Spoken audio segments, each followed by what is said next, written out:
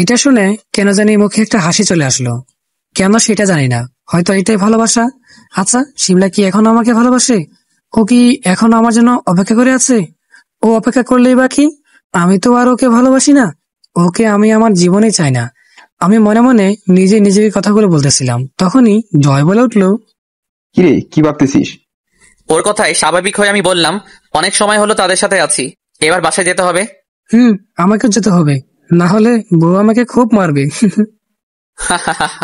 সবাই একসাথে হেসে দিলাম। এরপর বন্ধুদেরকে বিদায় দিয়ে বাসায় চলে এলাম। আজকে খুব ভালো লাগতেছে পুরনো বন্ধুদেরকে কাছে পেয়ে।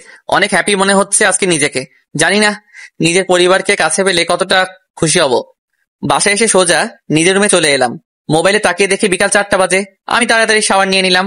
এরপর আর কোনো কিছু চিন্তা না করে বিছানায় গা এলিয়ে দিলাম। ব্যাস, সাথে সাথেই চোখে ঘুম চলে এলো। অপরদিকে শিমলা যখন সকালবেলা গাড়ি নিয়ে অফিসে যাচ্ছিল, তখন সে শ্রাবণ, জয় আর হৃদয়কে একসাথে দেখতে পায়।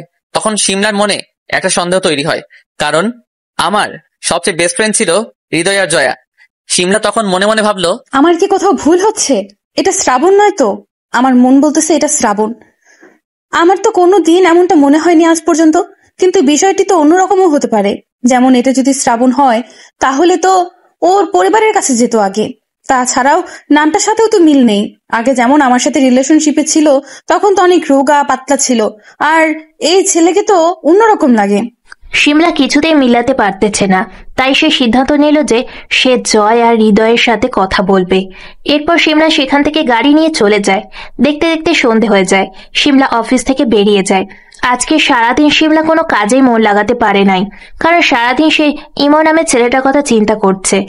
শিমলা জানে জয় আর হৃদয়কে এখন কোথায় পাওয়া যাবে, তাই সে সোজা গাড়ি নিয়ে হৃদয়ের বাসার সামনে চলে গেল। হৃদয়ের বাসার সামনে একটা টং দোকান আছে, সেখানে বসে হৃদয় আর জয় চা খাচ্ছিল। এটা তাদের ডেলিকার রুটিন বলেই চলে। হৃদয় আর জয় পুলিশের গাড়ি দেখে একটু অবাক হলো, কিন্তু সবচেয়ে বেশি অবাক হলো গাড়ি থেকে নামা মানুষটাকে দেখে, কারণ তারা দেখতে পেল গাড়ি থেকে আর কেউ নয়, শিমলা নামতেছে। শিমলা সোজা জয়ের কাছে চলে গেল। সেখানে গিয়ে একটা হালকা হাসি দিয়ে তাদের সামনে একটা বেঞ্চে বসে পড়লো। এরপর বলল, জয় ভাইয়া এবং হৃদয় ভাইয়া কেমন আছেন? ভালো। ভাইয়া, আপনার হয়তো ভাবতেছেন আমি হঠাৎ করে আপনাদের কাছে কেন এলাম, তাই না? আমি আপনাদের কাছে একটা জিনিস জানতে এসেছি। কি জানতে এসেছিস আমাদের কাছে? আজকে সকালে আপনাদের দুজনকেই একটা ছেলের সাথে দেখেছিলাম। ওই ছেলেটা কে ছিল? আগে তো কোনো দিন এই এলাকায় দেখি নাই। শিমলার মুখে শ্রাবণের কথা শুনে জয় আর হৃদয় দুজনে একটু অবাক হয়, অবাকের সাথে একটু ভয়ও পায়। কারণ শিমলা যদি জানতে পারে এটা শ্রাবণ, তাহলে শ্রাবণ সে জয় আর হৃদয়ের অবস্থা খারাপ করে ফেলবে, সেটা তাদের জানা আছে খুব ভালো করে। কি হলো, কথা বলতেছেন না কেন? এবার জয় কথার উত্তরে বলল, ওটা তো আমাদের একটা পুরনো ফ্রেন্ড। নাম কি? বাসা কোথায়? নাম কি বলবে এটা ভেবে পাচ্ছে না জয়, কারণ যদি শ্রাবণের নাম বলে দেয় তাহলে নিশ্চয়ই শিমলা বুঝতে পেরে যাবে এটা শ্রাবণ। তাই জয় অনেক সময় ভেবে একটা নাম বলল। ওর নাম তো নিলয়। মিথ্যা বলতেছেন কেন? মানেটা খুব সোজা। ওই ছেলের নাম নিলয় না, ওই ছেলেটার নাম ইমন। সে নিজে আমাকে বলেছিল। আর আপনি আমাকে মিথ্যা বললেন কেন? শিমলার মনে একটা আশার আলো জাগলো, কারণ ছেলেটাও হয়তো তাকে মিথ্যে না বলেছে। এরপর শিমলা আবার বলল, ভাই, আমি জানি এটা শ্রাবণ, তাই শুধু শুধু মিথ্যা বলে লাভ নেই।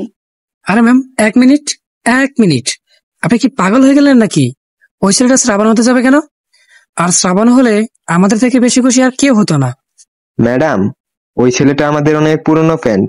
নাম ইমন হুসাইন, আর ডাকনাম হচ্ছে নিলয়। ও আগে ঢাকা থাকতো, এখন ঘুরতে আমাদের শহরে এসেছে। আর একটা কথা আপনি বুঝতেছেন না, এটা যদি শ্রাবণ হতো তাহলে সে তো প্রথমে ওর পরিবারের কাছে যেত, তাই না? আর সেখানে গেলে তো আপনি দেখতেই পারতেন। শিমলার মুখটা মুহূর্তেই খারাপ হয়ে গেল, কারণ সে ভেবেছিল সে হয়তো ঠিক পথেই এগিয়েছে, কিন্তু না, এটা যদি শ্রাবণ হতো তাহলে নিশ্চয়ই নিজের পরিবারের কাছে আগে যেত। শিমলা মনে মনে এগুলো ভাবলো।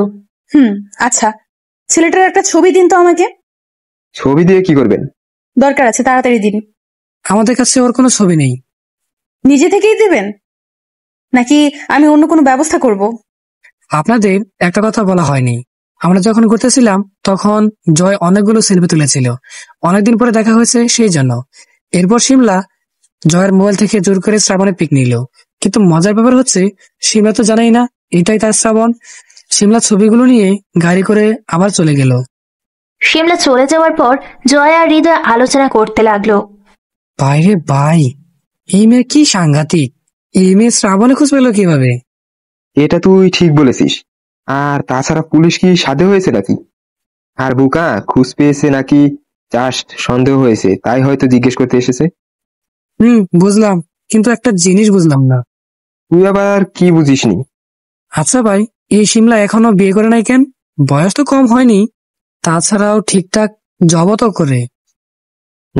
এটা তুই ঠিক বলেছিস। কি জানি বিয়ে করে না কেন।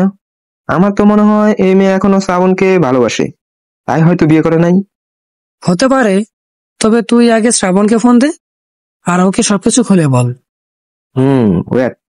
অপরদিকে আমি শান্তিতে ঘুমিয়েছিলাম, হঠাৎ তখনই আমার ফোনটা বেজে উঠলো। আমার ঘুম দূর হয়ে গেল। আমি ঘুম চোখে মোবাইলের স্ক্রিনে তাকিয়ে দেখি জয় ফোন দিয়েছে। জয় বল, ফোন দিয়েছিস কেন? তুই কোথায় এখন তাই বল। কোথায় আবার? বাসায়। বাসায় ঘুমিয়ে আছি কেন? তুই ওই অসময়ে ঘুমিয়ে আছিস? এদিকে অনেক বড় কাণ্ড হয়ে গেছে। কি হয়েছে? এরপর জয় আমাকে সবকিছু খুলে বলল। আমি শুনে একটু অবাক হলাম। সিমলা আমার খোঁজ পেলো কিভাবে? আর ওকে তো আমি এখনো দেখি নাই। সিমলাকে দেখাতে পারবি? দেখাতে পারবো না কেন, চলে আয় দেখিয়ে দিচ্ছি। এখন আসবো? চলে আয়, সমস্যা নেই, সবে মাত্র রাত 8টা বাজে। আচ্ছা, তোরা কোথায় আছিস এখন? আমাদের বাসার সামনে একটা দোকানে বসে আছি, তুই চলে আয়। আচ্ছা, আমি একটু পরে আসতেছি। এরপর ফোন কেটে দিলাম। আমি বিছানা থেকে উঠে ফ্রেশ হয়ে নিলাম। এরপর আমি বাসার বাইরে বেরিয়ে একটা রিক্সা নিয়ে জয়দের বাসার উদ্দেশ্যে যেতে লাগলাম। প্রায় 10 মিনিট পরে পৌঁছে গেলাম হারামি দুটোর কাছে। ওই তাড়াতাড়ি চল। কোথায় সিমলা? অনেক দিন দেখি না, একটু দেখে আসি। আরে বন্ধু, ব্যস্ত হলে চলে, এসেছিস এক কাপ চা বিড়ি সিগারেট খেয়ে নে, তারপরে না হয় যাওয়া যাবে। এত ব্যস্ত হলে চলে? এটা তুই ঠিক বলেছিস, তাহলে একটা সিগারেট দে, অনেক সময় খাওয়া হয়নি। বাহ, ঢাকা গিয়ে দেখি অনেক উন্নতি হয়েছে। এরপর জয় পকেট থেকে একটা সিগারেট বের করে আমাকে দিল। আমি সিগারেটটা মুখে দিয়ে আগুন নিয়ে বললাম, আরে বন্ধু, সময় মানুষকে সব শিখিয়ে দেয়। আমার কেউ ছিল না, তাই হয়তো এটা বেছে নিয়েছিলাম। আরে হৃদয়ের কথা বাদ দে তো, তুই তো জানিসই চিরকাল ধরে ধার্মিক। আমিও জয়ের সাথে তাল মিলিয়ে হেসে দিলাম। এইটা দেখে হৃদয় বলল, তোদেরকে দেখি ভালো কথা বলেও তোরা আমাকে নিয়ে মজা নিস। আচ্ছা জয়, একটা কথা বলবি? বল। এই ভিতর ডিমকে ভাবি কি দেখে বিয়ে করলো? হারামি তো না খায় সিগারেট, না খায় গাঁজা। আজকালকার মেয়েরা তো আবার এইসব ছেলেদের ছাড়া কাউকে বিয়ে করে না। তুই এইটা একদম ঠিক বলেছিস, আমিও মাঝে মাঝে ভাবি। এটা বলেই আমি আর ভয় অট্টহাসিতে হেসে উঠলাম। আর হৃদয় আমাদের দুজনের দিকে রাগী দৃষ্টিতে তাকিয়ে আছে। কিছুক্ষণ পরে হৃদয় বলল, এই জন্যই তো তোর বিয়ে হয় না। মামা, এটা তুই একদম ঠিক বলেছিস। আমার কেউ চয়েস করে না, তবু আমি রিল্যাক্স। সবাই কিছু সময় হেসে নিলাম। এরপর আমরা তিনজন জয়ের বাইকে উঠলাম। বাইক স্টার্ট দিয়ে জয় চালাতে লাগলো। আর আমার মোবাইলে জরুরি একটা কল আসার কারণে আমি ফোনের দিকে মনোযোগ দিয়ে কথা বলতে লাগলাম। আমি ফোনে কথা বলতেছি, তখনই জয় গাড়ি ব্রেক করলো। হৃদয় পিছ থেকে নেমে গেল। বুঝলাম সিমলার বাসার সামনে চলে এসেছি। আমিও কথা বলতে বলতে গাড়ি থেকে নেমে গেলাম। প্রায় 5 মিনিট পরে কথা শেষ হলো। এরপর আমি জয়কে বললাম, কই, আমরা কি চলে এসেছি? তোর তো ফোনের কথা বলা শেষ হচ্ছে না। সামনে দেখ, এই বাসার 3 তলায় সিমলা থাকে। জয়ের কথায় আমি সামনে তাকালাম। সামনে তাকিয়ে একটু অবাক হলাম, কারণ বাসাটা একটু চেনা চেনা লাগতেছে। আর তার চেয়ে বড় কথা, বাসাটা দেখে বুকের ভিতরে ধুকধুক আওয়াজ যেন একটু বেড়ে যাচ্ছে। এমন আগে কোনোদিনই হয়নি। আমার মনে হচ্ছে সামনে আমার জন্য বড় কিছু অপেক্ষা করতেছে। তাই আমি জয়কে উদ্দেশ্য করে বললাম, এটা কার বাসা ভাই? চেনা চেনা লাগতেছে। যাক, কিছুটা চিনতে পেরেছিস। আমি তো ভেবেছিলাম চিনতেই পারবি না। আরে কথা না পেঁচিয়ে বলতো, এটা কার বাসা? এরপর জয় যে কথাটা বলল সেটা শোনার জন্য আমি মোটেও প্রস্তুত ছিলাম না। আমি চিনতে এত বড় ভুল করলাম। এটা তোদের বাসা, চিনতে পারতেছিস না? জয়ের কথা শুনে আমি একটু পিছিয়ে গেলাম। এরপর ভালো করে বাড়িটা দেখতে লাগলাম। আগে ছিল একটা ছোটখাটো একতলা বিল্ডিং, আর এখন তো দেখতেছি 3 তলা হয়ে গেছে। এছাড়াও বাড়ির চারিপাশের পরিবেশটাও অনেক সুন্দর, যে কেউ দেখলেই পছন্দ করবে। এরপর আমি চারিপাশে তাকিয়ে দেখতে লাগলাম। এটাই আমার বাসা। অনেকদিন আসা হয় না, তাই চিনতে ভুল করেছি। তাছাড়াও এখানে আসার সময় আমি ফোনে ব্যস্ত ছিলাম, তাই খেয়াল করতে পারি নাই কোন রাস্তায় যাচ্ছিলাম। কিন্তু একটা বিষয় আমি বুঝতে পারতেছি না, আমি তো যেতে চেয়েছিলাম সিমলার বাসায়। তাহলে এই হারামিগুলো আমাকে এখানে নিয়ে এলো কেন? আমার খুব রাগ হলো। তাই আমি জয় আর হৃদয়ের দিকে তাকালাম। কি মামা, একেবারে চমকে দিলাম না? আমাকে তোরা এখানে নিয়ে এলি কেন? কেন, তুই তো বললি যে সিমলার সাথে দেখা করবি, তাই তো এখানে নিয়ে এলাম। সিমলাকে শুধু এক নজর দেখবো, দেখা করব না। আর তোরা তো আমাকে সিমলার বাসার দিকে নিয়ে যাবি, তাহলে আমাকে এখানে আনলি কেন? আরে ভাই, সিমলা তো এখানেই থাকে, তাই তো তোকে এখানে নিয়ে এলাম। আমি হৃদয়ের কথা শুনে খুব অবাক হলাম। মানে? মানে হচ্ছে সিমলা তোদের বাসায় ভাড়া থাকে অনেক আগ থেকে। হোয়াট দ্য ফুচকা, ভাই এগুলোর মানে কি? সেটা আমরা কি করে বলবো বল? আমরা যেটুকু জানি শুধু সেটুকুই বললাম, বাকিটুকু তুই খুঁজে বের কর। ভাই তোরা আমাকে এটা কি শোনালি? আমার মাথায় তো কিছুই আসতেছে না। অবশেষে কিনা এক্স গার্লফ্রেন্ড আমার বাসায় ভাড়া থাকে, আজব। চুপ, তুই চুপ কর। এটা তোর বাসা না, ওকে? তুই অনেক বছর আগে বাসা থেকে পালিয়ে গিয়েছিস, এখন আর এটা তোর বাসা নেই। জয়, তুই ঠিক বলছিস। জয় আর হৃদয়ের কথা শুনে আমি আর এক মুহূর্ত দাঁড়িয়ে না থেকে বাসার গেটের সামনে বসে ওদের দুজনকে উড়াধুরা মারতে লাগলাম। এইবার বোঝ কেমন লাগে, মজা করার আর মানুষ পাস নাই। হঠাৎ করে কে যেন আমাকে ভাইয়া বলে ডাক দিল। আমি জয় আর হৃদয়কে ছেড়ে দিয়ে পিছনে ঘুরে তাকালাম। পিছনে তাকিয়ে একটু অবাক হলাম, কারণ আমার সামনে দাঁড়িয়ে আছে বাসের সেই মেয়েটি যার সাথে আমি খুলনা এসেছিলাম। আমি একটা হাসি দিয়ে বললাম, আরে তুমি এত রাতে এখানে কি করো? আমারও তো একই প্রশ্ন, আপনি এত রাতে এখানে কি করেন? জয় ভাই আর হৃদয় ভাইকে মারতেছেন কেন? আমি তো একটা কাজে এখানে এসেছিলাম। এক মিনিট, তুমি কি জয় আর হৃদয়কে চিনো? আজব, চিনবো না কেন? অনেক আগে থেকেই চিনি। ও আচ্ছা, তুমি কিন্তু আমার একটা প্রশ্নের উত্তর দিলে না। এইদিকে জয় আর হৃদয় অবাক চোখে আমাদের দিকে তাকিয়ে আছে, কিছুই বুঝতেছে না, কারণ শ্রাবণ বলেছিল কেউ তার আসল পরিচয় জানে না। তাহলে এটা কি? ও, আপনাদের তো বলাই হয়নি, এই মেয়েটা আর কেউ নয়, এই মেয়েটার নাম জান্নাত। আর জান্নাত হচ্ছে শ্রাবণের সেই ছোট বোন, অনেক বড় হয়ে গেছে, তাই হয়তো শ্রাবণ চিনতে পারে নাই। আর জান্নাতও অনেক বছর পর দেখতেছে, তাই চিনতে পারে নাই। মোট কথা, দুই ভাই বোন কেউ জানে না যে তারা দুইজন আপন ভাই বোন। কোন প্রশ্ন ভাইয়া? এই যে তুমি এত রাতে একা একা রাস্তায় কি করো? ভাইয়া, আপনি না অনেক বোকা। এই যে পিছনে যে বাসাটা দেখতে পাচ্ছেন, এই বাসাটা আমাদের, আমি এখানেই থাকি। মেয়েটির কথা শুনে আমি থ হয়ে গেলাম। মেয়েটির দিকে ভালো করে একবার তাকালাম। তাহলে আমার সন্দেহই কি ঠিক হতে চলেছে? এটা কি আমার সেই ছোট্ট আপুটা? না, কিছুই ভাবতে পারতেছি না। কি হলো ভাইয়া, চুপ করে গেলেন কেন? আমি ভাবনার জগৎ থেকে ফিরে এসে স্বাভাবিক হয়ে জিজ্ঞেস করলাম, আচ্ছা তোমার নামটা যেন কি? সে কখন থেকে জিজ্ঞেস করব করব করে করা হয়নি। জান্নাতুল নাইমা, সবাই জান্নাত বলেই ডাকে, আপনি চাইলে জান্নাত বলে ডাকতে পারেন। আমি অবাকের চরম সীমানায় পৌঁছে গেলাম। আমি জয় আর হৃদয়ের দিকে ঘুরে তাকালাম। ওরা তো দুইজন চোখ বড় বড় করে আমার দিকে চেয়ে আছে। আমি ওদেরকে চোখের ইশারায় জিজ্ঞেস করলাম, এটাই কি আমার বোন? ওরা চোখ দিয়ে হ্যাঁ সূচক জবাব দিল। কি হলো ভাইয়া, কথা বলেন না কেন? না এমনি। তোমার নামটা কিন্তু খুব সুন্দর। কে রেখেছিল তোমার এই নামটা? নামটা কে রেখেছিল এই কথা জিজ্ঞেস করাই জান্নাতের মুখটা কালো হয়ে গেল। এর কারণ আমি বুঝতে আর বাকি নেই। কারণ জান্নাতের নামটা আমি নিজেই রেখেছিলাম। তখন আমার বয়স 6-7 হবে। সকলের সাথে যুদ্ধ করে আমার বোনের নাম আমি রেখেছিলাম। যাই হোক, গল্পে আসা যাক। কি হলো, বলতেছো না কেন? আমার ভাইয়া রেখেছিল। ও আচ্ছা, তোমার ভাইয়ার নাম কি? সেটা অন্য এক সময় বলবো, এখন বাসায় যাই, দেরি হয়ে যাচ্ছে, আপু বকা দিবে অনেক। যাও। তবে এত রাত পর্যন্ত মেয়েদের বাইরে থাকা ঠিক না। আসলে ভাইয়া, আমি কখনোই একা একা রাতে বের হই না, কিন্তু অনেকদিন পরে বাসায় এসেছি তো, তাই একটু বন্ধুদের সাথে কথা বলতে বলতে দেরি হয়ে গেছে। ও আচ্ছা, তুমি বাসায় যাও, তাহলে আমরা আসি। ভাইয়া, আপনি কি এই এলাকায় থাকেন নাকি? আর জয় ভাইয়া কি আপনার ফ্রেন্ড নাকি? এরপর আমি আর সামান্য কিছু কথা বলে আমাদের বাসা থেকে দূরে চলে এলাম। ভাই, একটু আগে কি হলো আমার সাথে? কি হলো মানে? মানে বুঝতেছিস না? আমি নিজের বোনকে চিনতে পারি নাই। কিন্তু তাহলে জান্নাত তোকে ভাইয়া বলে কেন? তোদের আগে কোথাও দেখা হয়েছিল নাকি? এরপর সবকিছু খুলে বললাম। কি বলিস, এত কিছু? আমার কাছে বাসে বসে জান্নাতকে চেনা চেনা লাগতেছিল, তাই তো ওর সব কথা চুপ করে মেনে নিয়েছিলাম। কিন্তু শিওর ছিলাম না এটাই জান্নাত। কিন্তু ভাই, আসল কাজটাই তো হলো না। কি কাজ? আরে মিয়া, আমাদের ভাবিকেই তো দেখাতে পারলাম না, শ্রাবণকে। ফাইজলামও বন্ধ কর। সিমলা তোদের ভাবি হতে যাবে কোন দুঃখে? সেটা সময় হলে দেখা যাবে।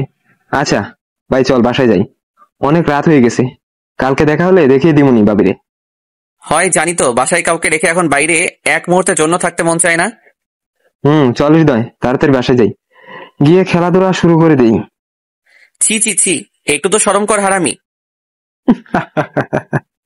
এরপর আমরা যে যার বাসায় চলে এলাম।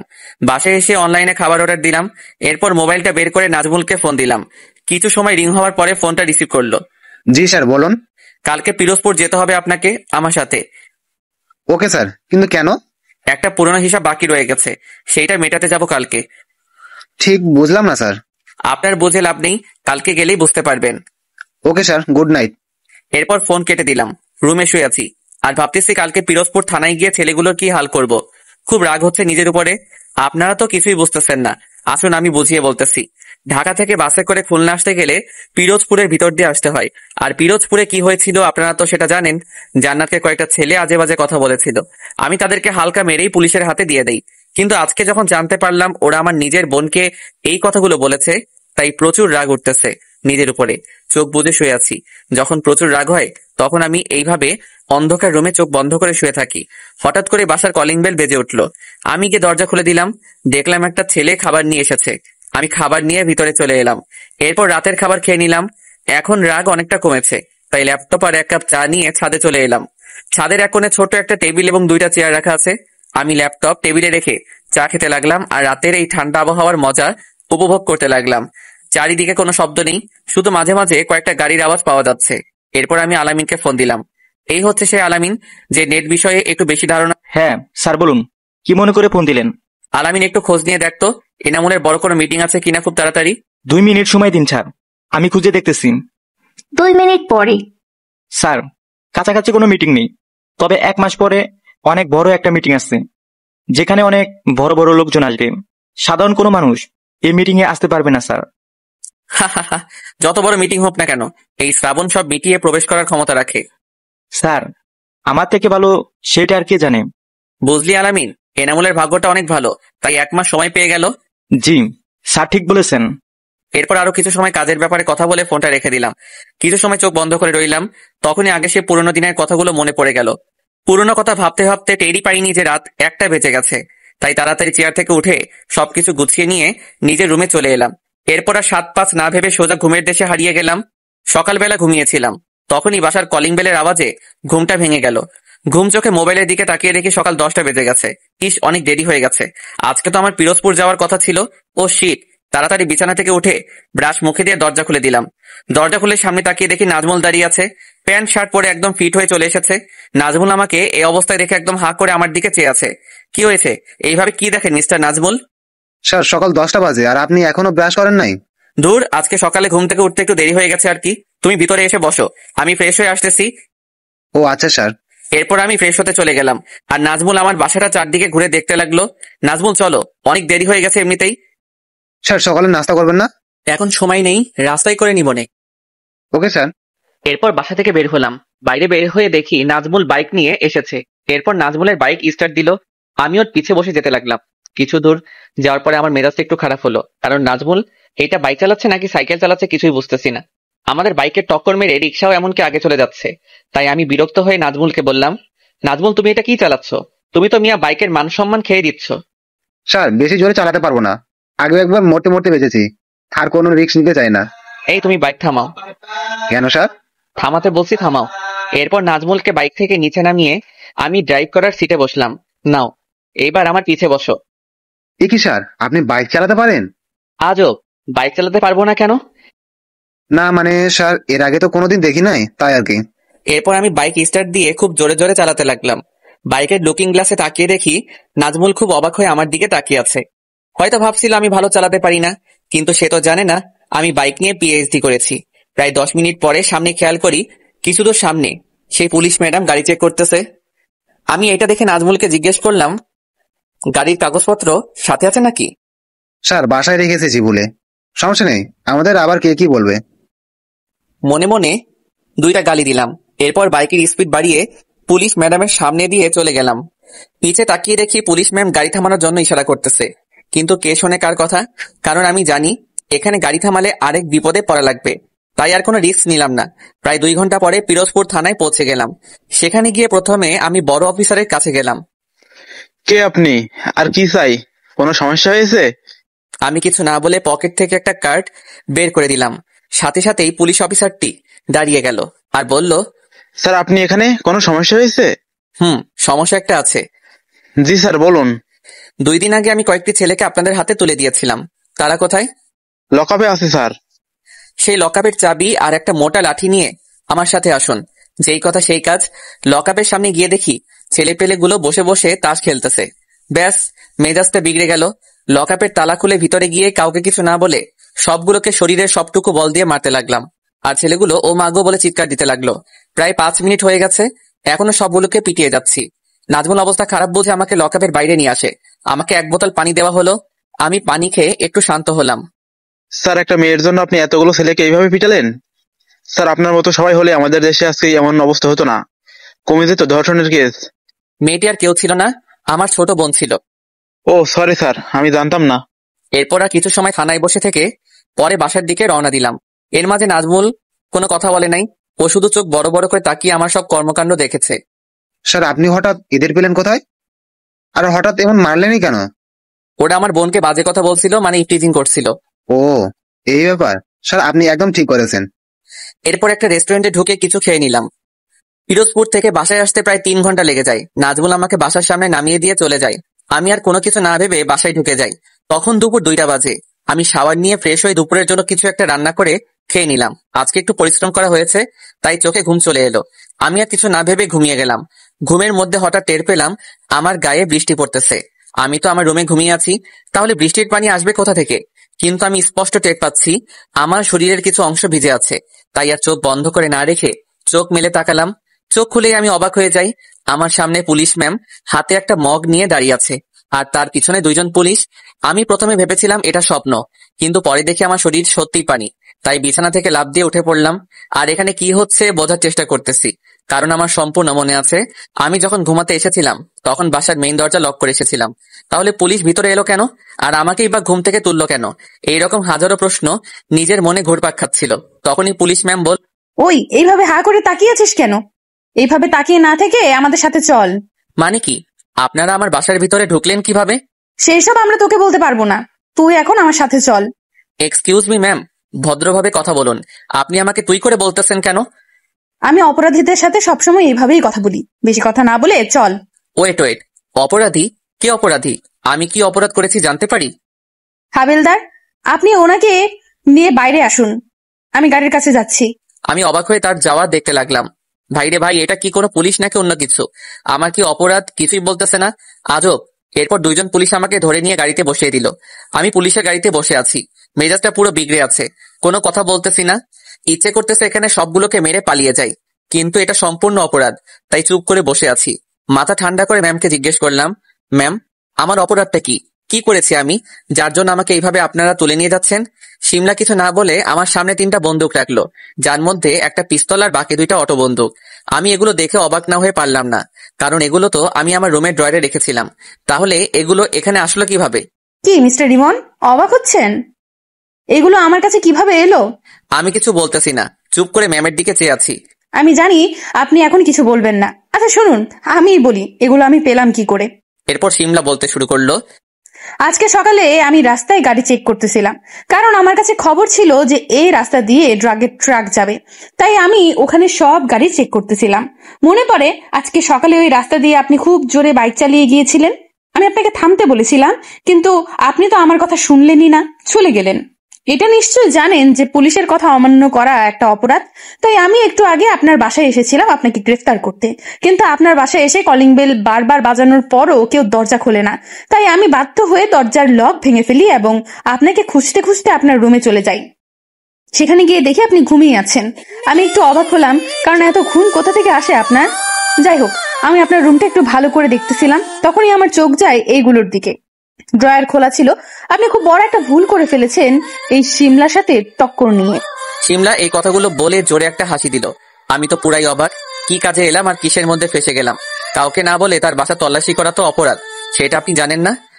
এখন এসব না বলে বরং ভাবুন কিভাবে আমার হাত থেকে মুক্তি পাবেন। আমি কিছু না বলে পকেট থেকে একটা সিগারেট বের করে মুখে দিলাম। এরপর দেশলাই দিয়ে আগুন জ্বালিয়ে সিগারেটে একটা টান দিয়ে বললাম, লকআপ থেকে বের হতে আমার মাত্র 2 মিনিট লাগবে, শুধু 2 মিনিট। আমার এমন কাণ্ড আর কথা শুনে শিমলা তো পুরাই অবাক হয়ে গেল। শিমলা কেমন যেন একটা ঘোরের মধ্যে চলে যাচ্ছে। তার বুকে ধুকপুকানি যেন ক্রমশ বেড়েই চলেছে। কেন এরকম হচ্ছে সেটা সে জানে না। শিমলা কোনো মতেই যেন তার চোখের সামনে ছেলেটার চোখের দিকে তাকাতে পারছে না। ইচ্ছে করতেছে ছেলেটার মুখের সিগারেটটা ফেলে দিয়ে তাকে 2টা থাপ্পড় মারতে, যেই ভাবা সেই কাজ। ঠাস করে একটা বসিয়ে দিল আমার মুখে। এক থাপ্পড় খেয়ে আমার সব হিরোগিরি বেরিয়ে গেল। কি জোর মেয়েটার হাতে, তবে থাপ্পড়টায় কেমন যেন আলাদা একটা মজা আছে। কি কোমল মেয়েটার হাত। মেয়েদের হাত এত নরম হয়, আমার আগে জানা ছিল না। আমি মুখে হাসি নিয়ে মেয়েটির দিকে তাকিয়ে আছি।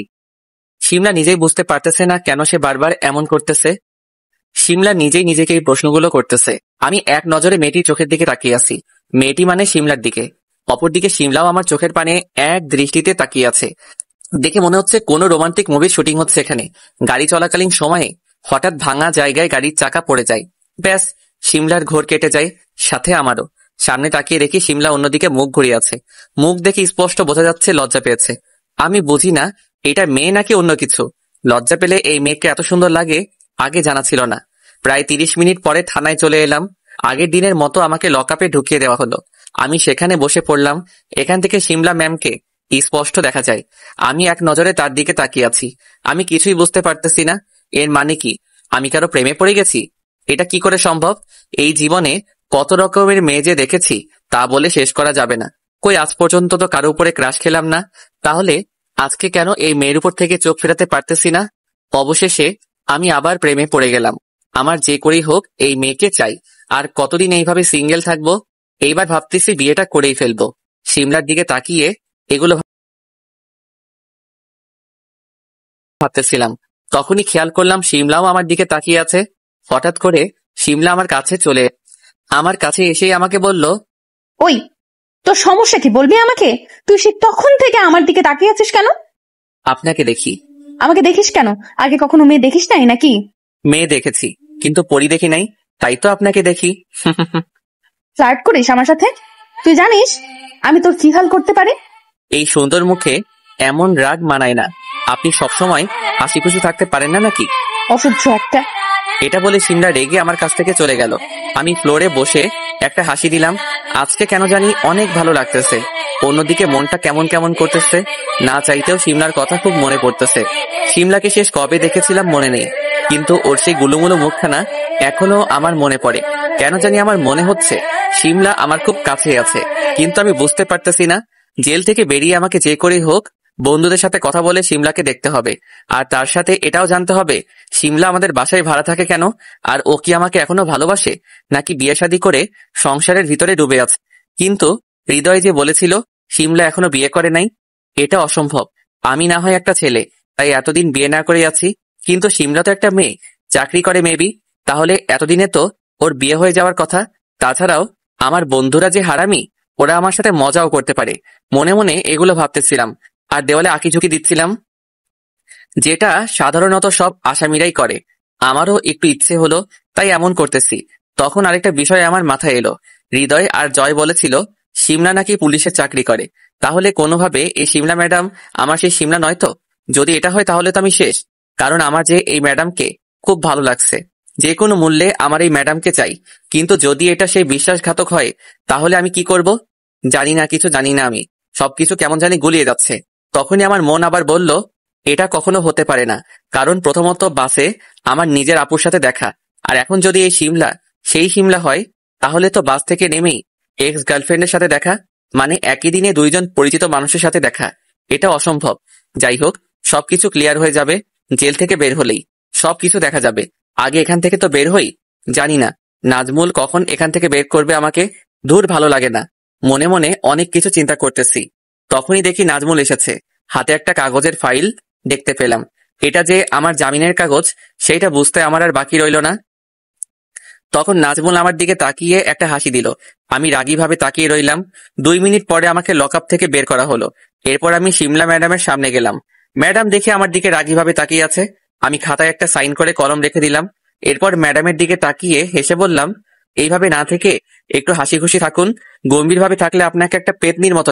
এটা বলেই আমি আর নাজমুল বেরিয়ে আসলাম। আসার সময় পিছনে তাকিয়ে দেখি যে ম্যাডাম আমার দিকে আগুনের ন্যায় তাকিয়ে তার সামনের টেবিলে রাখা খাতাটা ছুঁড়ে ফেলে দিল। আমিও একটু ভাব নিয়ে সামনে হেঁটে বেরিয়ে গেলাম থানা থেকে। স্যার, আর কতবার এরকম জেলে আসবেন? এখানে আসি কি আর সাধে? তাহলে কি জন্য আসেন স্যার? শিমলার জন্য। মানে স্যার, আপনি আবার শিবনা ম্যাডামের প্রেমে পড়ে যাননি তো? ওই মেয়ে কিন্তু সাংঘাতিক। আমি এই এলাকার ছেলে, তাই আমি জানি ওই মেয়ে কি। আমি নাজমুলের কথায় না হেসে পারলাম না। এরপর জিজ্ঞেস করলাম, কেন, কি এমন করেছে এই মেয়ে যার জন্য তুমি তাকে এই উপাধিগুলো দিচ্ছ? স্যার অনেক কারণ আছে, অনেক কারণ। যেমন? স্যার কি আর বলবো, একবার আমার এক ফ্রেন্ড ওই মেয়েকে প্রপোজ করেছিল। আমার ফ্রেন্ড আমার মতো পুলিশে চাকরি করে আর দেখতে শুনতেও ভালো, কিন্তু এই সিমলা ম্যাডাম তার প্রপোজ গ্রহণ না করে 1 সপ্তাহে জেলের ভাত খেয়েছিল। মানে বুঝতে পারছেন কি সাংঘাতিক। একদম ঠিক করেছে। সে আমার বউ হবে বলেই তো কারো প্রপোজাল গ্রহণ করে না। রাস্তা দিয়ে হাঁটতেছি আর কথা বলতেছি আমরা দুইজন। স্যার এই মেয়ের পিছনে লাইন মেরে লাভ নেই। কেন? স্যার লোক আমার সেই বন্ধুই বলেছিল এই মেয়ে নাকি কাউকে ভালোবাসে, কিন্তু সে নাকি হারিয়ে গেছে, তবে খুঁজে পেলে নাকি তাকে বিয়ে করবে। ওই মিয়া, মেয়ে কি? হ্যাঁ ভাবি বলবা ভাবি। আর কাকে ভালোবাসে? একেবারে ভাবি বলতে হবে? সমস্যা নাই, ভাবি বলবো স্যার। আর কাকে ভালোবাসে সেটা তো আর বন্ধু জানে না, আমি আর কি করে বলবো। সমস্যা নেই, আমি তোমার ভাবিকে পটিয়েই ছাড়বো, আর তা না হলে জোর করে তুলে নিয়ে যাব। আমার কথা শুনে নাজমুল হেসে দিল। এরপর আরো কিছু কথা আর সাথে মজাও করলাম আমি আর নাজমুল। নাজমুল ছেলেটা খুব ভালো, আমার থেকে বয়সে 2 বছরের ছোট হবে, অনেক মিশুক, তাই তো নাজমুলের সাথে এমন মজা করি। যাই হোক, গল্পে চলে আসি। এরপর আমি আর নাজমুল একটা রেস্টুরেন্টে গেলাম। আমার অনেক ক্ষুধা লেগেছে। দুপুরের খাবার নাজমুল নাকি বাসা থেকে খেয়ে এসেছে, তাই নাজমুল শুধু 1 কাপ কফি নিল, আর আমি দুপুরের খাবার মানে ভারী কিছু খেতে লাগলাম। খাবারের নাম বলবো না। খাবার মাঝখানে নাজমুল বলল, স্যার একটা বিষয় বুঝলাম না। কি বিষয়? স্যার আপনি যে বন্ধুগুলো এনেছিলেন সেগুলো তো ভাবি নিয়ে গেল, তাহলে এখন মিশন পূরণ করবো কিভাবে? এই জন্যই তো তোমাকে আমার এত ভালো লাগে। আমিও সেটা চিন্তা করতেছিলাম, কিন্তু সমস্যা নেই, আমার অনেক লোক আছে, তাদের একজনকে ফোন করে জানিয়ে দিলেই আমার বাসায় এসে সবকিছু পৌঁছে দিয়ে যাবে। ও আচ্ছা, তাহলে তো কোনো সমস্যা নেই স্যার। আর কোনো সমস্যা হবেও না, কারণ আমি যার কাছ থেকে পারমিশন এনেছি তার উপর দিয়ে কথা বলার মতো আমি কাউকে দেখি না। এটা জাস্ট একটা গল্প, সো ডোন্ট বি সিরিয়াস। সেটা আমি খুব ভালো করেই জানি স্যার, আমার ভাগ্যটা না অনেক ভালো। যেমন? এই যে চাকরির প্রথম কাজটা আপনার সাথে করার সুযোগ পেয়েছি। তুমি মিয়া ভালোই পাম দিতে পারো দেখতেছি। স্যার এটা সত্যি। সেই সব সাইডে রাখো, বয়স তো অনেক হলো, এইবার বিয়ের কথাটাও একবার চিন্তা করো। আমার এমন কথা শুনে নাজমুল তো পুরো লাল হয়ে গেছে লজ্জায়। ছেলেরাও যে এত লজ্জা পায় সেইটা আমি নাজমুলকে না দেখিলে জানতাম না। কি বিয়ে শাদী নিয়ে কিছু চিন্তা করেছো? আমাদের এই মিশনটা শেষ হলেই ওর পরিবারের সাথে কথা বলবো। ও মানে কি, তার মানে তোমার গার্লফ্রেন্ড আছে? স্যার। আল্লাহ, তোমার মতো এমন বোকা ছেলেকে কোন মেয়ে পছন্দ করলো? স্যার আমি মোটেও বোকা নয়, ঠিক আছে। আমি নাজমুলের কথা না হেসে পারলাম না, আসলে ছেলেটা অনেক সহজ সরল। যাই হোক, এরপর নাজমুলকে বিদায় জানিয়ে বাসায় চলে এলাম। বাসায় এসে হৃদয়কে ফোন দিলাম, বন্ধু কই আছেন আপনি? বাসায় রে ভাই, বাসায় তোর ভাবির সাথে রোমান্স করি। হারামি, তুই কি কোনোদিন ভালো হবি না? আর রাখতো, আমার বউয়ের সাথে আমি যা ইচ্ছা করবো, এখানে খারাপের কি আছে? ওই তুই বকবক না করে জয়কে নিয়ে আমার বাসার সামনে আয়। আচ্ছা 5 মিনিট অপেক্ষা কর, আমরা 10 মিনিটের মধ্যে আসতেছি। এরপর ফোন রেখে দিলাম। প্রায় 15 মিনিট পরে বাইকে করে হৃদয় আর জয় আমার কাছে এলো। আমি বাসার নিচে দাঁড়িয়ে অপেক্ষা করতেছিলাম। কিরে বন্ধু, এত জরুরি ভাবে ডাক দিলি যে, কিছু হয়েছে নাকি? হয়েছে, অনেক কিছু হয়েছে। আমি অনেক কনফিউজ। তাড়াতাড়ি আমাদের বাসার দিকে চল, আমি আগে শিমলাকে দেখব। আচ্ছা তোর যখন এতই তাড়া, তাহলে চল গাড়ির পিছে উঠে পড়। এরপর কিছু দূর এসে হঠাৎ করে বাজারের পাশে একটা রেস্টুরেন্টের সামনে হৃদয় বাইক থামিয়ে দিল। আমার বর্তমান বাসা থেকে আমার নিজের বাসার যেতে রাস্তার মাঝখানে বাজার অতিক্রম করে যেতে হয়। এখানে বাইক থামালি কেন? আগে কিছু খেয়ে নেই, তারপরে যাই। আচ্ছা তোরা গিয়ে খেয়ে নে, আমি খাবো না, আমার পেট ভরা আছে। না না, সেটা বলে হচ্ছে না, তুমি আজকে আমাদের ট্রিট দিবা, আর তুমি যদি ভিতরে না যাও সেটা বললে তো হবে না। মানে আমি তোদের ট্রিট দেবো আমি সেটা বলছি, আর তোদেরকে হঠাৎ করে ট্রিট দিব কেন? এই যে শিমলা আপুকে দেখাবো। মানে এটার জন্যেও তোদেরকে ট্রিট দিতে হবে? যা, আমি পারবো না। আচ্ছা ঠিক আছে, তাহলে আমরাও তোকে দেখাবো না শিমলা আপুকে। অনেকটা বাধ্য হয়ে হারামি দুটোকে ট্রিট দিতে হলো। যে কয় টাকা বাসা থেকে নিয়ে এসেছিলাম সবগুলো শেষ করে দিয়েছে প্রায়। এই দুটোকে দেখে কেউ বলতে পারবে না যে এরা এত খেতে পারে, দুটোই রাক্ষস। এরপর 10 মিনিট বাইক চালিয়ে আমরা আমাদের বাসার সামনে এসে হাজির হলাম। এখন আমি আমার বাসার সামনে দাঁড়িয়ে আছি, রাস্তায় দাঁড়িয়ে বাসার দিকে উকিঝুঁকি দিচ্ছি, কিন্তু ওরা নাকি কোথাও শিমলাকে দেখতে পাচ্ছে না। তখন ঘড়িতে সময় বিকাল 5টার বেশি। আমরা আমাদের বাসার দিকে তাকিয়ে উকিঝুঁকি দিয়ে যাচ্ছি, তখনই আমার পিঠে কেউ হাত রাখলো পিছন থেকে, কিন্তু আমার সেই দিকে কোনো খেয়াল নেই। আমি পিছনে না ফিরে আমার কাঁধ থেকে অপরিচিত হাতটা সরিয়ে দিলাম। এইভাবে অনেকবার হলো। আমি যতই আমার কাঁধ থেকে হাত সরিয়ে দেই ততই কেউ আমার কাঁধে হাত দিয়ে ধাক্কা দিয়ে যাচ্ছে। তাই রাগ করে পিছে তাকালাম। আমার সাথে সাথে আমার বন্ধুরাও পিছে ফিরে তাকালো। আমি পিছে তাকিয়ে পুরোই 100 ভোল্টের একটা শক খেলাম, কারণ আমার পিছে সেই রাগী পুলিশ ম্যাম দাঁড়িয়ে আছে। এটা দেখে হৃদয় আর জয়ের চোখ দুটো বড় বড় হয়ে গেছে। এটা আমি স্পষ্ট দেখতে পেলাম। কিন্তু আমার ভয় লাগতেছে এটা ভেবে যে একটু আগে থানা থেকে বের হলাম, এখন আবার অন্যের বাসায় উকি দিচ্ছি। এইটা আবার ম্যাডাম দেখে ফেলেছে, তাহলে বুঝতেই পারতেছেন যে কি হতে চলেছে। আমাদের সবাইকে এমন ভয় পেতে দেখে শিমলার মনে মনে অনেক হাসি পেল, কিন্তু শিমলা রাগী গলায় জয়কে উদ্দেশ্য করে বলল, জয় ভাইয়া, আপনি এই সময় এখানে কি করেন? আর এই ছেলেটাই বা আপনাদের সাথে কেন? হৃদয়ের মুখ দিয়ে কোনো কথা বের হচ্ছে না। আপনারা তো জানেনই, হৃদয় হচ্ছে ভিতর ডিম। জয় কোনো মতে স্বাভাবিক হয়ে বলল, আপু, তেমন কিছু না, এটা হচ্ছে আমাদের বন্ধু। ও নতুন এসেছে এই শহরে, তাই ওকে আর কি আমাদের শহরটা একটু ঘুরিয়ে দেখাচ্ছি। হুম। সবই বুঝলাম, কিন্তু শহরটা কি এই বাসার ভেতরে নাকি? যে তিনজনই এই বাসার দিকে উঁকি মারতেছিলেন? তেমন কিছু না আপু, এমনিতেই বাসাটা খুব সুন্দর তো, তাই সবাই মিলে একটু ভালো করে দেখতেছিলাম। ও আচ্ছা, কিন্তু আমি একটা জিনিস বুঝলাম না, আপনারা তো ভালো ছেলে, তাহলে এই গুন্ডাটা আপনাদের বন্ধু হয় কিভাবে? এতক্ষণ আমি চুপ ছিলাম, কিন্তু এইবার আর চুপ থাকতে পারলাম না, কারণ আমাকে গুন্ডা বলতেছে। তাই আমি বললাম, এক্সকিউজ মি, আপনি কাকে কি বলতেছেন? এই গুন্ডাটাকে আমি গুন্ডাই বলতেছি, একটা গুন্ডাকে আমি গুন্ডাই বলতেছি। আপু, আপনারা দুজন দুজনকে চিনেন? একে তো আমি খুব ভালো করেই চিনি, দুইবার অ্যারেস্ট করেছি, একে কি করে ভুলে যাই? হৃদয় আর রাফি এই কথা শুনে দুজন দুজনের দিকে চোখ বড় বড় করে তাকালো। এরপর জয় আমাকে বলল, ভাই চল, এখানে তো আর থাকার কোনো দরকার নেই। ওই তুই দাঁড়া, আমি আগে কথা বলে নেই। দেখ ভাই, আর ঝামেলা করিস না, আমি তোকে সবকিছু বলতেছি একটু পরে। তুই চল আমার সাথে। হ্যাঁ ভাই, চল প্লিজ। এরপর সবার কথা মতো আমি বাইকে উঠলাম। জয় বাইক স্টার্ট দিয়ে চালাতে লাগলো। এদিকে শিমলা নিজেই নিজেকে মনে মনে বলতে লাগলো, আল্লাহ, আমি বুঝি না এই ছেলেটার মধ্যে কি এমন আছে যে বারবার শুধুই আমাকে কাছে টানে। ওর ওই চোখ দুটো যেন আমাকে প্রতিনিয়ত কাছে টানে। আমি কি তাহলে একটা গুন্ডার প্রেমে পড়ে গেলাম? না, এটা হতে পারে না। আমি শুধু শ্রাবণকে ভালোবাসি, সারা জীবন ওকেই ভালোবেসে যাব। ওকে খুঁজে না পেলে দরকার হয় জীবনে আর বিয়েই করব না। আর এই গুন্ডাকে তো সাইডে রেখেই দিলাম। এরপর শিমলা বাসার ভিতরে ঢুকে যায়। এদিকে জয় বাইক নিয়ে একটা বড় গাছের নিচে দাঁড় করালো। আমি গাড়ি থেকে নেমেই বলতে লাগলাম, এই তোরা আমাকে এখানে নিয়ে এলি কেন? ধুর, তোদের জন্য আজকেও শিমলাকে দেখতে পারলাম না। ভাই এইবার তো চুপ কর, বাইকে বসে তো আমাদের পাগল করে দিচ্ছিস শিমলা শিমলা করে। ভাই, তোদের জন্য আজকেও শিমলাকে দেখতে পারলাম না। আবার একই প্রশ্ন করলাম। তুই শিমলাকে দেখেছিস সেটা অনেক আগে। মানে একদম পরিষ্কার। তুই যেদিন প্রথম খুলনা এসেছিলি, সেদিন বাস থেকে নেমেই তুই শিমলাকে দেখতে পেয়েছিলি। এবার আমার মনে হচ্ছে আমার সন্দেহই ঠিক হতে চলেছে। তাই আমি আর চুপ করে না থেকে বললাম, কোন ভাবে? এই শিমলা ম্যাডাম তো আমার সেই শিমলা নয়। এই শিমলাই তোর এক্স গার্লফ্রেন্ড। জয়ের এই কথার পরে সবাই 5 মিনিট নীরবতা পালন করলাম। কারো মুখে কোনো কথা নেই, আমরা তিনজনই চুপ করে আছি। সবার নীরবতা ভঙ্গ করে আমি বললাম, চল বাসায় যাই, সন্ধ্যা হয়ে গেছে। তুই এত স্বাভাবিক কি করে? তুই বুঝতেছিস না, শিমলা অকারণে সেদিন শ্রাবণকে ছেড়ে দিয়েছিল। সেই দিনই শ্রাবণ শিমলাকে ভুলে গিয়েছে। তো এখানে নতুন করে শিমলাকে দেখে স্বাভাবিক থাকবে না তো কি করবে? না মানে আমাকে তো শ্রাবণ ফোন করে বলেছিল যে ও নাকি ওই পুলিশ ম্যামকে নতুন করে ভালোবেসে ফেলেছে, যে কোনো বললেই নাকি ওর তাকে চাই। আরে তখন তো না জেনে বলেছিল, এখন জেনে গেছে, তো সবকিছু এখানে শেষ।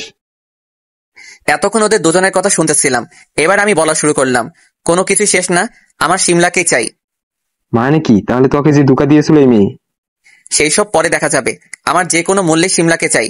ও তো অন্য কাউকে ভালোবাসে, তাহলে আমি যদি ওকে জোর করে বিয়ে করি?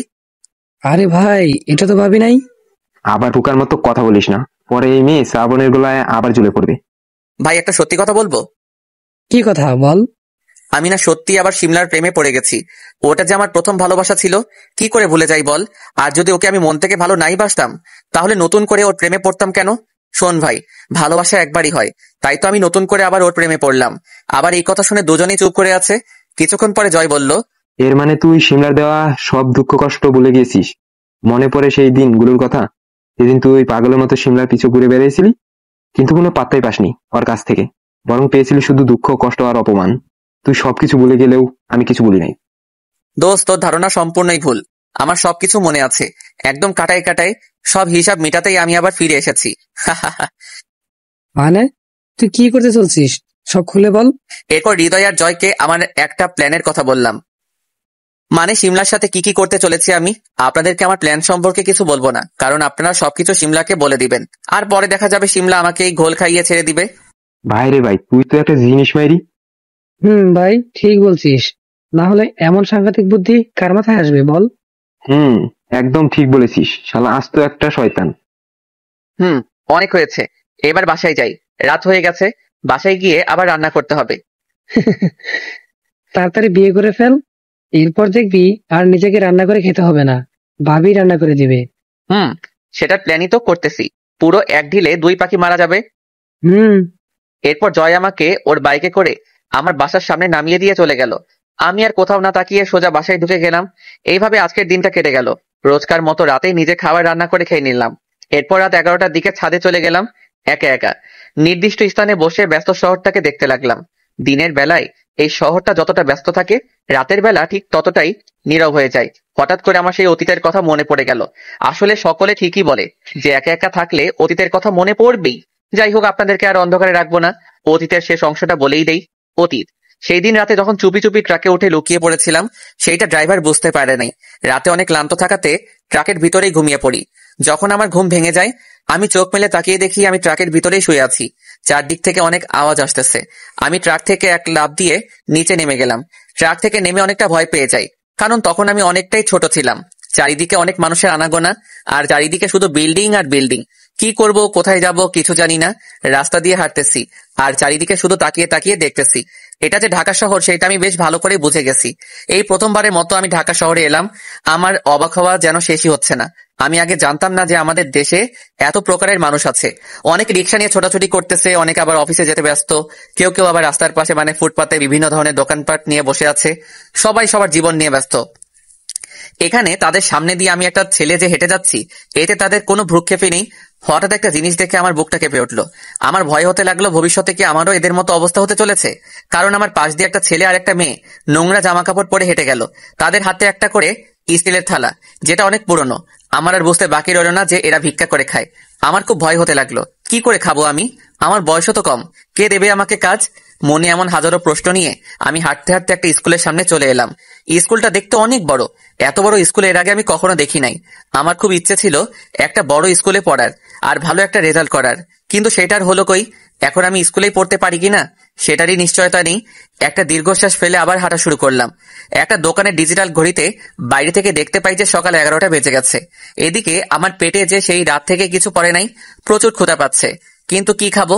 এখানে যদি কাউকে গিয়ে বলি যে ভাই একটু খাবার পাওয়া যাবে, তাহলে নিশ্চয়ই থাপ্পড় ছাড়া আর কিছু পাওয়া যাবে না। তবুও খাবার খোঁজ করতে লাগলাম।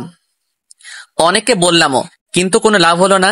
এই শহরের মতো সবাই ব্যস্ত, কেউ কাউকে নিয়ে ভাবে না।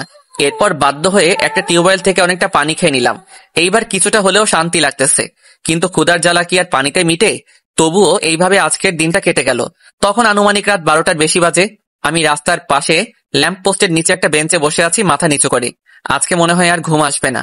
চোখ থেকে অঝোর ধারায় পানি পড়ে যাচ্ছে। ল্যাম্প পোস্টে টিপ টিপ আলোতে আমার চোখের পানি যেন বোঝাই যাচ্ছে না। হঠাৎ করে আকাশে কালো মেঘ জমে গেল। আকাশের চাঁদটা যেন মেঘের আড়ালে লুকিয়ে পড়ল। মুহূর্তের মধ্যেই বৃষ্টি পড়তে শুরু করলো। কোনো ইচ্ছে নেই বৃষ্টি থেকে বাঁচার। আমি সেই জায়গায় বসে বসে বৃষ্টিতে ভিজতে লাগলাম। এইভাবে 10-15 মিনিট হয়ে গেল। আমার এখন ইচ্ছে করতেছে আমি যদি এই নিষ্ঠুরতম পৃথিবী থেকে চলে যেতে পারতাম তাহলে অনেক ভালো হতো। হয়তো আমি বেঁচে যেতাম, এই কষ্ট থেকে তো অন্তত মুক্তি পেতাম। আমার চোখের পানি যেন এই বৃষ্টির পানির কাছে কিছুই না। আমার চারিদিকে কি হচ্ছে না হচ্ছে আমার সেটা দেখার কোনো ইচ্ছেই নেই। আমি আমার চিন্তায় ডুবে আছি। বৃষ্টির মধ্যে 30 মিনিটের বেশি সময় ধরে ভিজতেছি। জানি না ভবিষ্যতে আমার জন্য কি অপেক্ষা করতেছে। হয়তো আজ রাতেই আমার জীবনের শেষ রাত। আল্লাহর কাছে তখন একটাই প্রার্থনা করতেছি, তিনি যেন আজকে আমাকে সবকিছু থেকে মুক্তি দিয়ে দেয়। আর সহ্য করতে পারতেছি না এমন কষ্ট। আল্লাহ হয়তো আমার কথা শুনেছে, কারণ হঠাৎ একটা গাড়ির শব্দ পেয়ে আমি সামনে তাকাই। সামনে তাকিয়ে অনেক খুশি। রফিক সাহেব বৃষ্টির মধ্যেই নিজে গাড়ি চালিয়ে বাসায় যাচ্ছিলেন। তখন রাত প্রায় 1টা কাছাকাছি হবে। থানায় একটা ফাইল আটকে গিয়েছিল। ফাইলের কাজ কমপ্লিট করে তিনি এখন এই নির্জন রাস্তা দিয়ে বাসায় যাচ্ছেন। তার বাসায় যাওয়ার কোনো ইচ্ছে নেই, কারণ যাদের জন্য বাসায় যাবে তারাই তো আজকে বেঁচে নেই। তার সুন্দর একটা সংসার ছিল, তার স্ত্রী এবং ছোট মেয়েকে নিয়ে তিনি খুবই খুশি ছিলেন। কিন্তু কোন এক গুন্ডা তার স্ত্রী এবং তার মেয়েকে চোখের সামনে খুন করে। সেদিন রফিক সাহেব খুবই অসহায় ছিল। তিনি একজন পুলিশ অফিসার হয়েও কিচ্ছু করতে পারে নাই। তার নিজের বউ এবং মেয়ের জন্য। আজ 21 দিন হলো সে তার পরিবারকে হারিয়েছে। তার এই পৃথিবীতে আর কেউ নেই, তাই সে যখন ইচ্ছা তখন বাসায় যায়।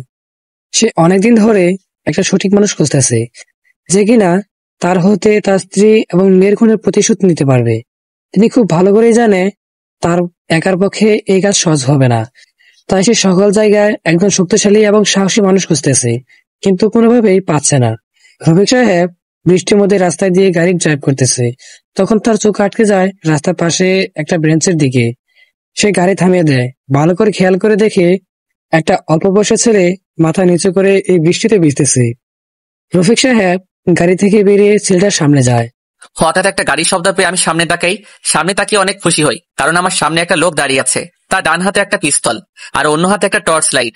লোকটার মুখ আমি দেখতে পারতেছি না, কারণ লোকটা রেইনকোট পরা ছিল। লোকটাকে আমি এক পলক দেখে আবার মাথা নিচু করে নিলাম। আমি জানি লোকটা আমাকে মারতে এসেছে, কারণ এইরকম অনেক দেখেছি মুভিতে, যে গুন্ডারা পথে ঘাটে যে কাউকে মেরে ফেলে। আমার ভালো লাগতেছে, কারণ একটু পরে হয়তো আমি কষ্ট থেকে মুক্তি পেয়ে যাব। লোকটা হঠাৎ করে আমার দিকে গুলি তাক করে।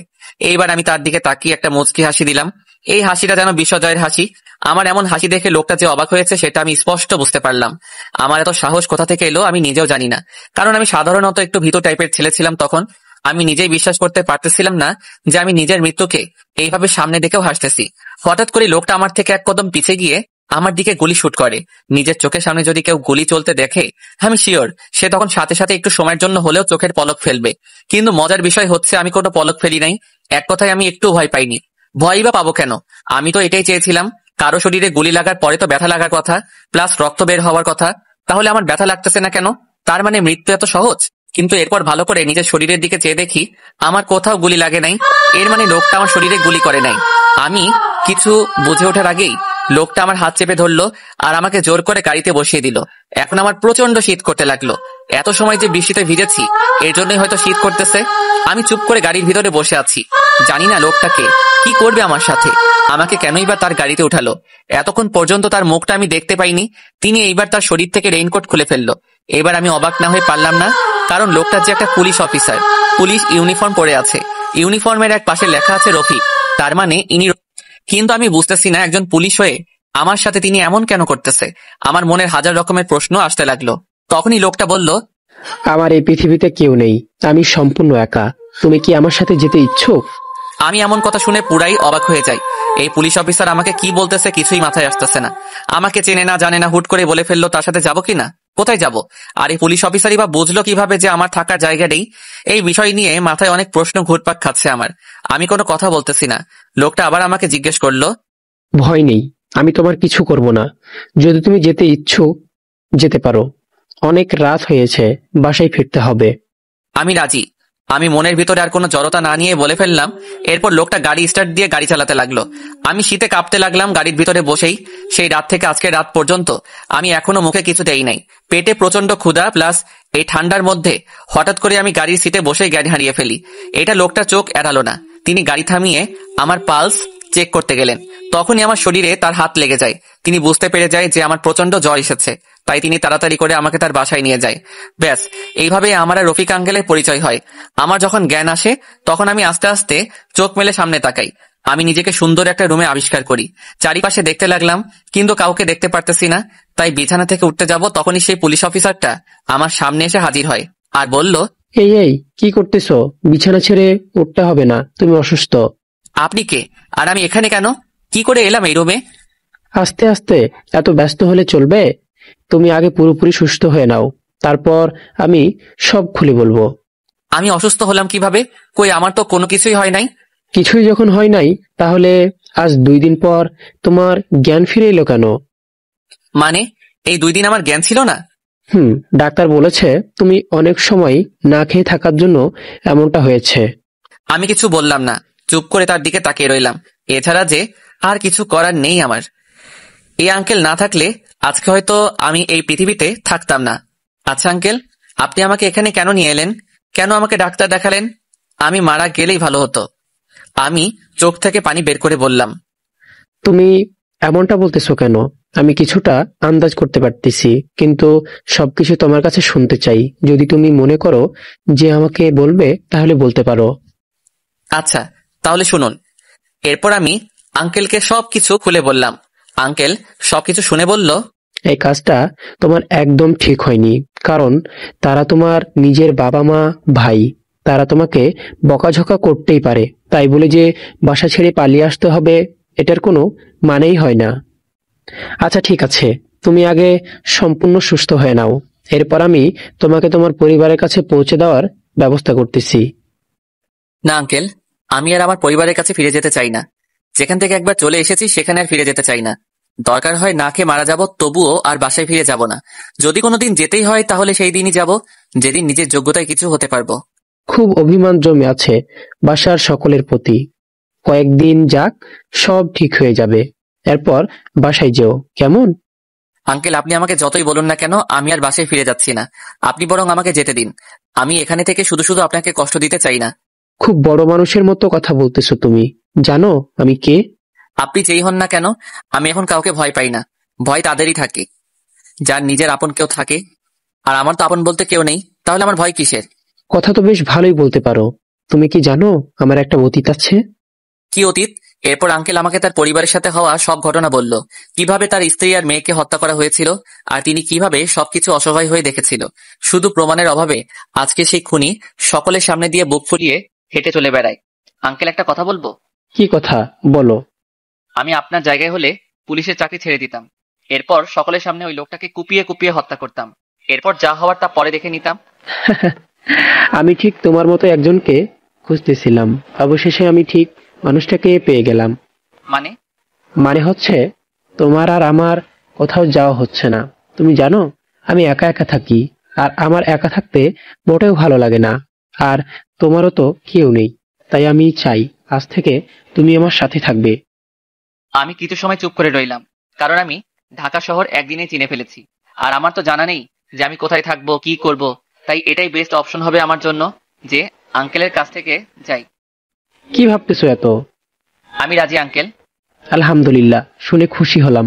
তবে একটা জিনিস মাথায় রেখো, তোমাকে ভালো করে পড়ালেখা করতে হবে, কিন্তু তোমাকে যে আমার থেকে বড় পুলিশ অফিসার হতে হবে। তোমার আন্টি আর বোনের খুনের প্রতিশোধ নিতে হবে। আঙ্কেল, আমি আমার সবটুকু দিয়ে চেষ্টা করব। কিন্তু আঙ্কেল, আপনি বুঝলেন কিভাবে আমি বাসা ছেড়ে পালিয়ে এসেছি? তুমি হয়তো ভুলে যাচ্ছ আমি একজন পুলিশ অফিসার। আর তাছাড়া রাত 1টার সময় একটা ছেলে একা একা বৃষ্টিতে অকারণে ভিজবে না। তাই আমার একটু সন্দেহ হয়। আর তোমার কাছে গিয়ে দেখি তোমার চোখ লাল হয়ে আছে, তাই কিছুটা হলেও আন্দাজ করতে পেরেছিলাম।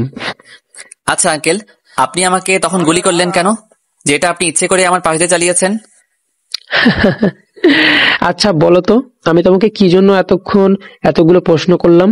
কারণটা হচ্ছে আমি চাই না যে তুমি অর্ধেক পথে আমাকে একা ফেলে চলে যাও। তাই শিওর হয়ে নিলাম তুমি তোমার পরিবারের কাছে ফিরে যেতে চাও কিনা। আর গুলি করেছিলাম তোমার সাহস দেখার জন্য, সেটা তুমি অনেক আগেই পাশ করে গেছো। আগে জানতাম পুলিশ খুব চালাক হয়, কিন্তু বিশ্বাস করেন আপনাকে না দেখলে আমি সেটা বুঝতামই না। এরপরে দুজনেই একসাথে হেসে দেই। এরপর থেকে শুরু হয় আমার নতুন জীবন। আমার সুস্থ হতে 2 দিন সময় লাগে। আঙ্কেল খুব ভালো মনের মানুষ, এই 2 দিনেই আমি বুঝে গেছি।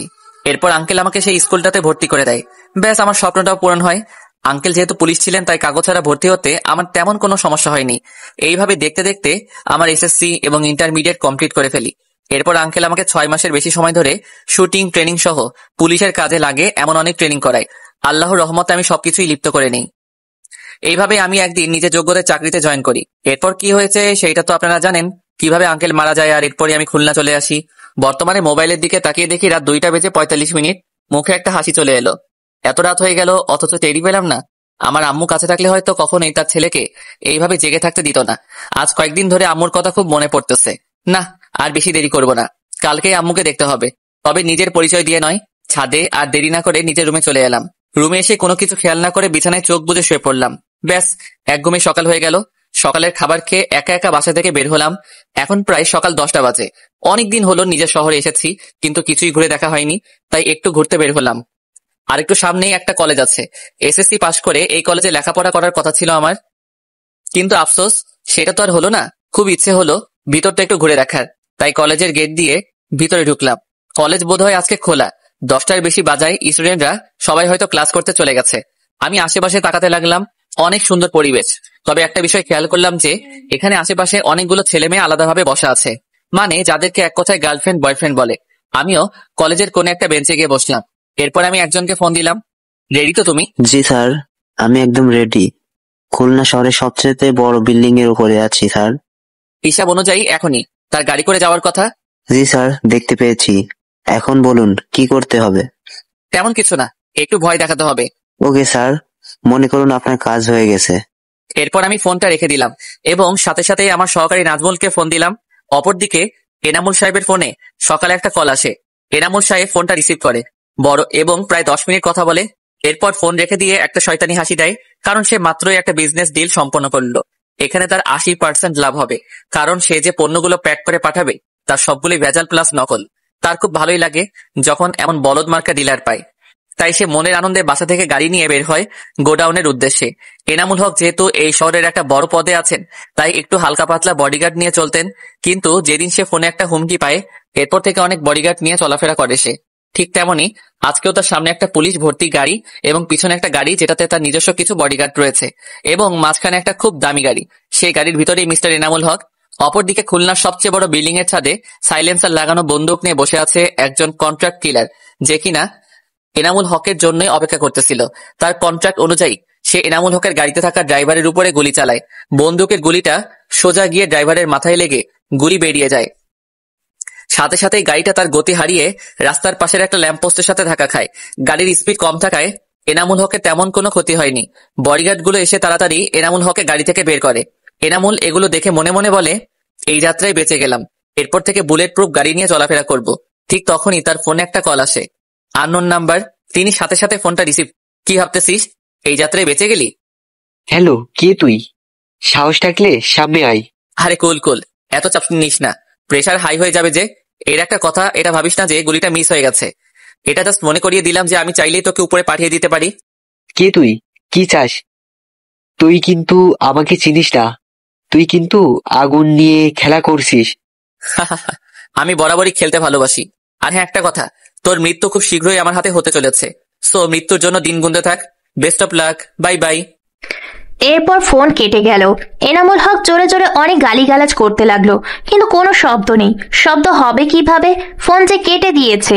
এটার পরে এনামুল হক খুব ভয় পেয়ে যায়। সে সাথে সাথে নম্বর ট্র্যাক করতে বলে পুলিশকে। হ্যালো নাজমুল, তুমি কোথায় এখন? জি স্যার, আমি একটু বাইরে বেরিয়েছিলাম। দেখা করতে পারবে এখন? জি স্যার, বলুন কোথায় আসতে হবে? কলেজের সামনে চলে আসো, একা একা বসে আছি। কি ব্যাপার স্যার, একা একা কলেজে কি করেন? ভাবি খুঁজতেছেন নাকি? সেই রকমই কিছু একটা। তুমি এত কথা না বলে তাড়াতাড়ি চলে আসো। Okay sir. এরপর আমি আশেপাশে তাকিয়ে দেখতে লাগলাম। অনেক ছেলে মেয়ে আমার দিকে তাকিয়ে দেখতেছে। আগে হয়তো কখনো দেখে নাই তাই, কিন্তু বেশি বিরক্তিকর ব্যাপারটা হচ্ছে যখন মেয়ে একভাবে আমার দিকে তাকিয়ে থাকে। এটা সবচেয়ে বিরক্তিকর। বুঝি না এরা কি আগে কখনো ছেলে দেখে নাই নাকি? আজব ব্যাপার। তখনই আমার খেয়াল যায় যে কলেজের গেট দিয়ে জান্নাত কলেজের ভিতরে আসতেছে। আমি ভাবলাম জান্নাত হঠাৎ করে এই কলেজে, ব্যাপারটা ঠিক বুঝলাম না। তখনই আমার খেয়াল যায় আশেপাশের কিছু বাজে ছেলের দিকে। কিছুক্ষণ আগে তারা এখানে এসেছে, এসেই অনেক মেয়েদেরকে আজে বাজে কথা বলতেছে, কিন্তু তাদেরকে কেউ কিছু বলতেছে না। জান্নাত কেউ উল্টাপাল্টা কথা বলে, কিন্তু আজব ব্যাপার, জান্নাত তো ওদেরকে কিছু বলে না। মেজাজটা খুব খারাপ হয়ে যায়। জান্নাত আমাকে বসা দেখতে পেয়ে আমার দিকে এগিয়ে আসে। আরে ভাইয়া, আপনি এখানে এখানে একা একা বসে কি করেন? তেমন কিছু না, এমনিতেই বসে আছি। আমি তো ভাবলাম যে হয়তো ভাবি এই কলেজে পড়ে, তাই দেখা করতে এসেছেন। সবসময় মজা ভালো লাগে না। আর আমাকে বলো তো, তুমি এখানে কি করো? আপনাকে বলছিলাম না যে আমার একটা বড় ভাই আছে, সে এই কলেজের লেকচার। বাসায় একটা কাজ আছে, তাই ভাইয়াকে নিতে এলাম। ও, এরপর আমি মুখ গোমরা করে বসে রইলাম। এর মাঝে জান্নাত আমার পাশে বসে পড়েছে। ভাইয়া, আপনার মন কি খারাপ? না। তাহলে এভাবে মুখ কালো করে বসে আছেন কেন? আমি কিছু বলতে যাব, তখনই পিছন থেকে জান্নাত বলে কেউ ডাক দিল। পিছে তাকিয়ে দেখে একটা ছেলে, বয়সী, আমার থেকে বড় হবে, দেখে চেনা চেনা লাগতেছে, অনেকটা আমার বড় ভাইয়ের মতো। হয়তো এটাই আমার ভাই। তখনই জান্নাত বলল, আরে ভাইয়া, তুমি এসেছো? তাড়াতাড়ি বাসায় চলো, কাজ আছে। আর তোর পাশে এইটা কে? আগে তো কোনোদিন দেখি নাই এখানে। ও ভাইয়া, আমার তো মনেই ছিল না।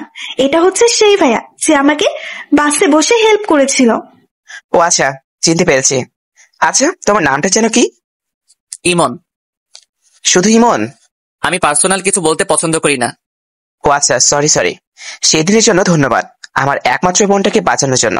আচ্ছা, আপনার সামনে আপনার বোনকে যদি কেউ বাজে কথা বলে তাহলে আপনি কি করবেন? তাহলে আমি তাকে মেরে ফেলবো। তাহলে ওই যে ওইদিকে যে ছেলেগুলো দাঁড়িয়ে আছে তাদের গিয়ে কিছু বলুন। তারা তো আপনার বোন সহ সবাইকে ডিস্টার্ব করছে। ওই ছেলেগুলো মেবি আপনার স্টুডেন্ট হবে। এরপর ভাইয়া রাগী লোক নিয়ে ছেলেগুলোর দিকে তাকালো, কিন্তু ছেলেগুলোকে দেখেই মুখটা কালো করে ফেললো আর বলল, এদের তুমি চিনো? এরা কাদের লোক জানো? এরা কে বা কারা, কোথা থেকে এসেছে সেটা বড় কথা না, বড় কথা হচ্ছে ও আপনার বোনকে বাজে কথা বলেছে। সো আপনি কি চুপ করে থাকবেন? আমি জোরে কথাগুলো বললাম। কলেজের আশেপাশের লোক আমাদের দিকে তাকিয়ে দেখতে লাগলো কি হচ্ছে এখানে। দেখ, তুই কি বলতে চাচ্ছিস আমি বুঝেছি, কিন্তু সব জায়গায় গিয়ে ঝামেলা করা যায় না। এদেরকে দেখা যাচ্ছে আমি এখন কিছু বলবো না, পরে দেখা যাবে আমার আপন কাউকে আরো খারাপ কিছু করে দেবে। ঠিক তেমনি এরা অনেক খারাপ আর ভয়ানক। এনামল ভাইয়ের লোক, এদেরকে আমি কিভাবে কিছু বলবো? মেজাজটা চরম পর্যায়ে পৌঁছে গেল। আমি দাঁতে দাঁত চেপে চোখ লাল করে বললাম, আচ্ছা ধন্যবাদ, আপনি এখন যেতে পারেন। ভাইয়া আমাকে আরো কিছু বলতে যাবে, তখনই জান্নাত ভাইয়াকে নিয়ে চলে গেল আর ভাইয়াকে বলল, ভাইয়া তুমি জানো না, ওই ভাইয়া একটু এমনই, শুধু শুধু তার সাথে কোনো কথা বলে লাভ হবে না। বুঝতে পেরেছি। অপরদিকে আমি চুপ করে কিছু সময় নিজের জায়গায় বসে রইলাম। না থাকতে পারতেছি না, নিজের জায়গা থেকে উঠে সেই ছেলেগুলোর দিকে এগিয়ে যেতে লাগলাম। এখনো ছেলেগুলো যাকে পাচ্ছে তাকে ডিস্টার্ব করে যাচ্ছে। আমি ছেলেগুলোর সামনে গিয়ে দাঁড়ালাম। মোট 7 জন আছে। ছেলেগুলোর মধ্যে থেকে একজন আমাকে বলে উঠল, ওই তোর কি সমস্যা? এইভাবে আমাদের সামনে দাঁড়িয়ে আছিস কেন? আমি কিছু বললাম না, চুপ করে দাঁড়িয়ে আছি। তাদের ভিতর থেকে একটা ছেলে বলে উঠল, কিরে কথা বলিস না কেন, বোবা নাকি? এইবারও কোনো কথা বললাম না, চুপ করে সবগুলোর দিকে রাগী চোখে তাকিয়ে আছি। এইবার একজন বসা থেকে উঠে এসে আমার কাঁধে হাত রেখে বলল, তুই কি নেশা করে আসছিস নাকি? এইভাবে চোখ লাল করে আমাদের দিকে তাকিয়ে আছিস? জানিস আমরা কার লোক? কাঁধ থেকে হাত নামা। এইবার ওদের মধ্যে থেকে ওদের বস চেয়ে সে বলে উঠল, এত কথা বলতেছি কেন ওর সাথে? দুটো মেরে ভাগাতো সামনে থেকে, কই থেকে আছে কে জানে।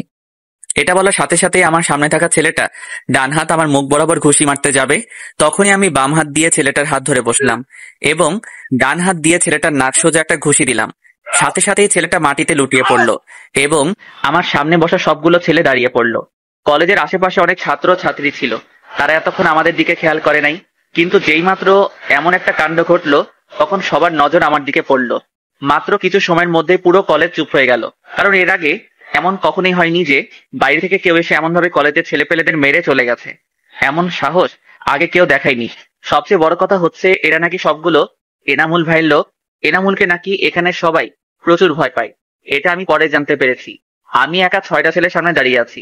এদের মধ্যে থেকে একজন বলে উঠল, হয়তো ওদের বস হবে। রকি, সবগুলো ফোন লাগিয়ে এখানে আসতে বল, আর সাথে হকি স্টিক এবং ক্রিকেট ব্যাটগুলো যেন নিয়ে আসে। জি ভাই, আমি এক্ষুনি বলতেছি। আমি আমার হাতের দিকে তাকিয়ে দেখি রক্ত লেগে আছে। আমি হাতটা একবার দেখে নিলাম। ঠিক তখনই হঠাৎ করে কোথা থেকে জানাতে সে আমার হাত ধরে বলল, ভাইয়া আপনি শুধু শুধু এখানে ঝামেলা করবেন না, এরা অনেক খারাপ ছেলে, এরা আপনার অনেক ক্ষতি করতে পারে। প্লিজ ভাইয়া এখান থেকে আমার সাথে চলুন। আমি জান্নাতের গলার আওয়াজ পেয়ে পিছে ফিরে তাকালাম। পিছে তাকিয়ে দেখি ভাইয়াও আছে এখানে, কিন্তু বুঝলাম না এরা দুইজন তো চলে গিয়েছিল, তাহলে হঠাৎ করে আবার কোথা থেকে এলো? কি হলো ভাইয়া, কি ভাবতেছেন? প্লিজ আপনি বোঝার চেষ্টা করুন, এটা কোনো নাটক বা সিনেমা না যে আপনি একাই এদের সবগুলোকে একা হারিয়ে দেবেন। ভাইয়া প্লিজ চলুন এখান থেকে।